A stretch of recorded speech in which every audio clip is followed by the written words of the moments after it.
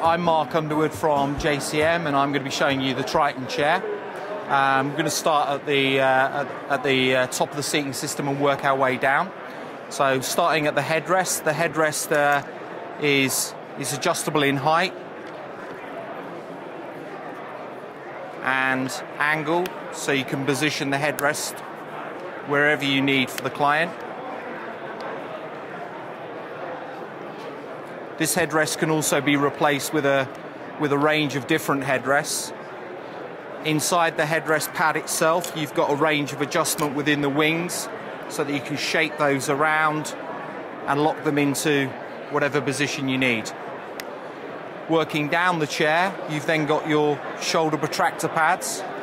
They adjust in and out in angle on this ratchet mechanism and can also slide in and out by just loosening an Allen key at the back and sliding those in and out for width. You've then got the trunk supports. The trunk supports are available in two forms, a fixed form or this version, which is the retractable hardware. Again, these could be loosened off at the back by just simply using the key. You can adjust these in height and width. You can also rotate them in angle to get them exactly where you need to give the trunk support for the client. You've then got the hip supports. These have a very similar mechanism to what we use on the shoulder protractor wings, so they can be adjusted in angle. So where you're trying to abduct the legs, you can angle those out and lock them off. And then at the back here, you can adjust them again in width. So you can slide these in and out to control the width of the hip. Your lower back assembly here, this we call the Sacral Pad. The Sacral Pad's adjustable in both angle and can be rotated. So where you're trying to de-rotate a pelvis and create symmetry, you can rotate that round to apply the correct forces to assist you with that. The arms, these are adjustable in angle. So when you're using a tray, you can articulate the arm to wherever you need. And then you can also adjust the arm in height from the side. For transfers, you can simply release the arm, take it off, and then that'll go back to the preset position. Underneath the seat, you have two screws either side, which adjust the seat length.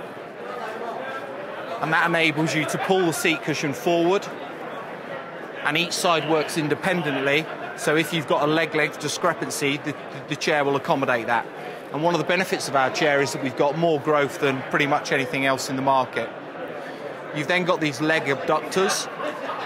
These are optional. You can adjust the width between these.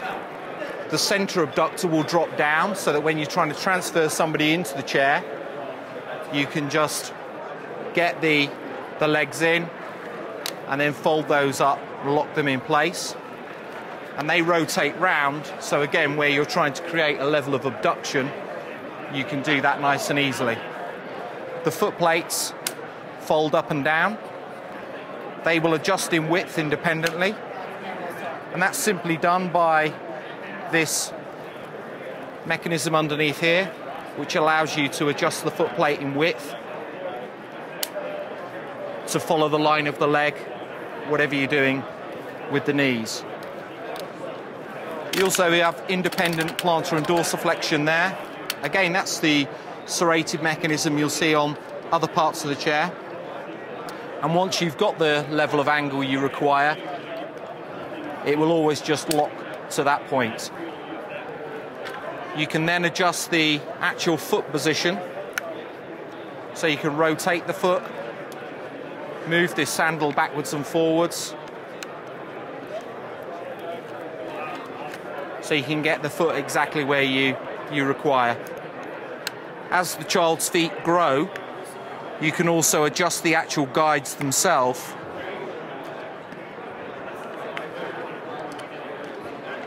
to allow these blocks to be increased and decreased in size.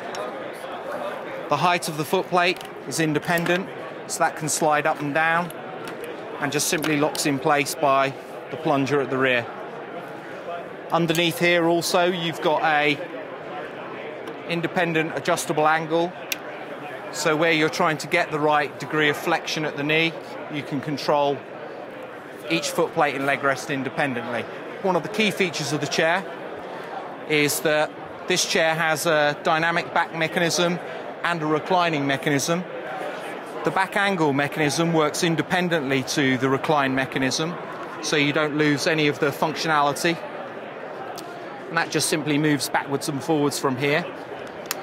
And then the dynamic mechanism is a pressurized system rather than a sprung system.